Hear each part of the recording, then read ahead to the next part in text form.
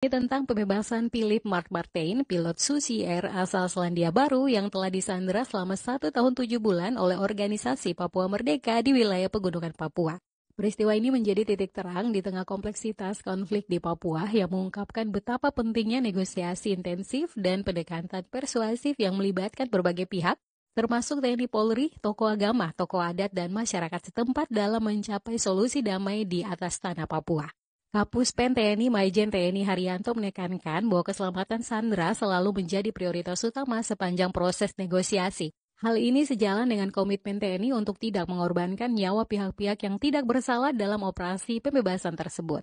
Selain itu, Satgas Damai Kartens 2024 di bawah Brigjen Polisi Faisal Ramadhani juga menonjolkan pendekatan lunak dengan melibatkan tokoh-tokoh penting seperti mantan Bupati Duga Edison Gwijangge. Pendekatan dialogis ini menjadi kunci sukses dalam pembebasan Philip tanpa harus melibatkan kekerasan yang lebih luas. Kesuksesan pembebasan ini juga tidak lepas dari peran penting masyarakat Papua, khususnya tokoh agama dan adat yang membantu menjembatani komunikasi antara aparat keamanan dan kelompok Egyanus Gogoya yang memimpin kelompok tersebut. Sebi Sambom, juru bicara OPM, menegaskan bahwa pembebasan ini menunjukkan komitmen mereka terhadap perdamaian dan nilai-nilai kemanusiaan. Sikap mereka menunjukkan bahwa meskipun konflik bersenjata masih menjadi realitas di Papua, ada ruang untuk solusi damai melalui dialog dan penghormatan terhadap hak asasi manusia. Namun, di balik keberhasilan ini, semua pihak harus tetap menyadari bahwa konflik di Papua masih jauh dari usai. Pembakaran pesawat di Bandara Paroh yang menyebabkan penyanderaan Philip hanyalah salah satu dari banyak kejadian yang menunjukkan bahwa akar masalah di Papua belum terselesaikan.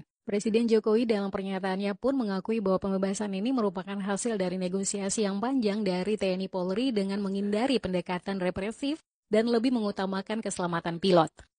Namun Jokowi juga menekankan pentingnya pendampingan keamanan dalam setiap kegiatan di Papua agar peristiwa penyanderaan tidak terulang kembali. Ya, ini kan proses negosiasi yang sangat panjang dan kesabaran kita untuk tidak melakukan dengan represif, sehingga yang kita prioritaskan adalah keselamatan dari pilot yang disandera.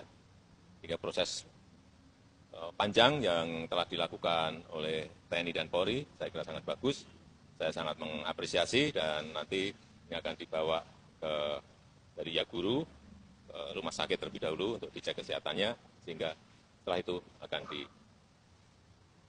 diterbangkan.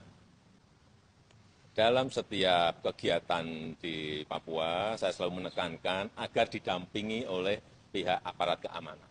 Dalam membangun infrastruktur jalan, membangun jembatan, atau pilot yang membawa logistik sampai ke Nduga, sampai di Wamena, sampai di puncaknya, semuanya harus ada dikawal oleh TNI maupun Polri untuk keamanannya. Membangun jembatan juga harus ditunggui oleh aparat keamanan, sehingga semuanya berjalan dengan baik dan tidak ada lagi peristiwa penyanderaan seperti ini. Ya, saya rasa itu. Ya, tidak perlu disampaikan, tapi ada proses negosiasi. Ya. Adapun yang terjadi pada Philip seharusnya menjadi peringatan bagi pemerintah dan masyarakat Indonesia bahwa penyelesaian konflik di Papua memerlukan pendekatan yang lebih menyeluruh dan berkelanjutan.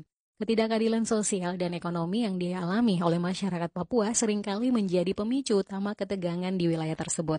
Pembangunan yang menyeluruh, adil, serta melibatkan masyarakat Papua dalam proses pengambilan keputusan adalah langkah yang harus diprioritaskan jika kita ingin melihat Papua yang damai dan stabil dalam jangka panjang.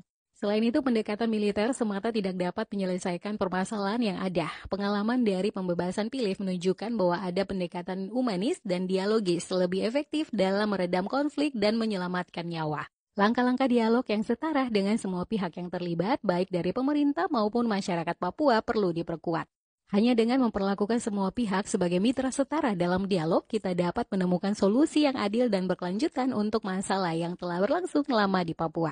Kalau menurut saya, pembebasan pilot Philip adalah sebuah kemenangan, tetapi lebih dari itu, ini adalah pelajaran berharga bagi Indonesia. Pendekatan damai dan dialog harus menjadi inti dari strategi keamanan di Papua. Pengalaman ini memberikan harapan bahwa dengan kerjasama dan pendekatan yang tepat, perdamaian di Papua bukanlah impian yang mustahil. Namun untuk mencapai perdamaian sejati, pemerintah dan seluruh pihak yang terlibat harus berkomitmen untuk mengatasi ketimpangan, ketidakadilan dan marginalisasi yang selama ini menjadi akar dari konflik yang berkepanjangan. Berharap bahwa keberhasilan ini menjadi awal dari upaya lebih besar dalam pembangunan Papua yang damai, adil, dan sejahtera. Karena hanya dengan menghormati hak-hak masyarakat asli Papua dan melibatkan mereka secara aktif dalam proses pembangunan dapat mewujudkan Papua yang damai dan bebas dari kekerasan. Kalau menurut kamu bagaimana?